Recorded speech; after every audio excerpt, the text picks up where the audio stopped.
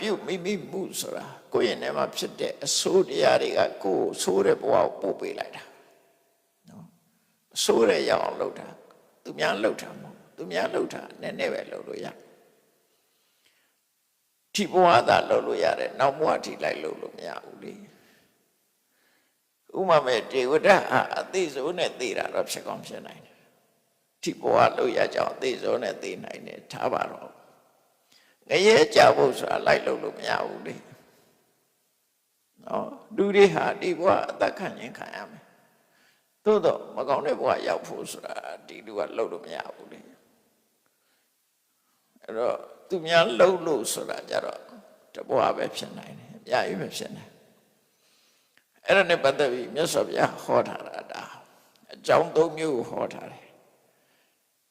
တိဟိဘိက္ခဝေအတ္တတမေဟိမြတ်စွာဘုရားကအတ္တဓမ္မဘသူတော်တရားလို့နော်စိတ်ကောင်းနှလုံးကောင်းမရှိတဲ့ပုဂ္ဂိုလ်ရဲ့တဏ္ဍာမှာဖြစ်လေဖြစ်တာရှိတဲ့အကြောင်းတရားအတ္တဓမ္မတတ္တမဆိုတာသူတော်ကောင်းတရားအတ္တဓမ္မဆိုတာဘသူကောင်းဘသူတော်တို့ရဲ့တရားစိတ်ကောင်းနှလုံးကောင်းမရှိတဲ့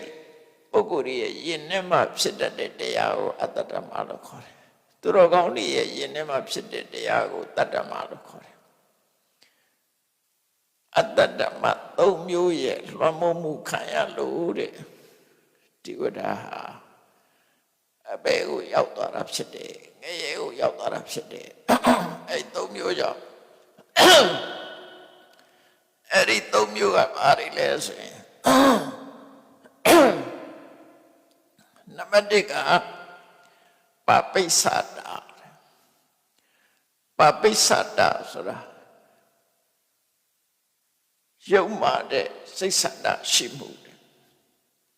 အဲ့ဒါအဓိကပဲနော်သူငယ်ရောက်တာ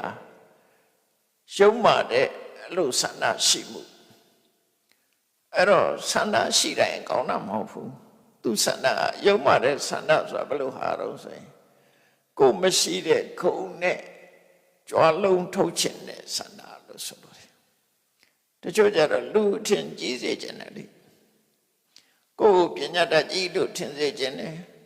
နေရာကလူရဝင်ခြင်းနဲ့ဂုဏ်သတင်းကြော်ကြားခြင်းနဲ့အဲ့ဒီဖြတ်လန်းကကြော်ကြားခြင်းနဲ့ဟာပပိစ္ဆာလို့ပြောတာသူကဘယ်လိုကြီးကျယ်တော့ဆိုပါရမီမဖြည့်ပဲနဲ့ဖရာနေရာကိုတက်လူခြင်းနဲ့နေရာအဲ့ဒါသူ့ရဲ့ပပိစ္ဆာပဲကိုမဖရာလို့အရေးချင်းမရှိပဲနဲ့အရေးချင်းရှိတယ်လို့ထင်နေတာထင်ပြီးတော့ငါလည်းလုံနိုင်တယ်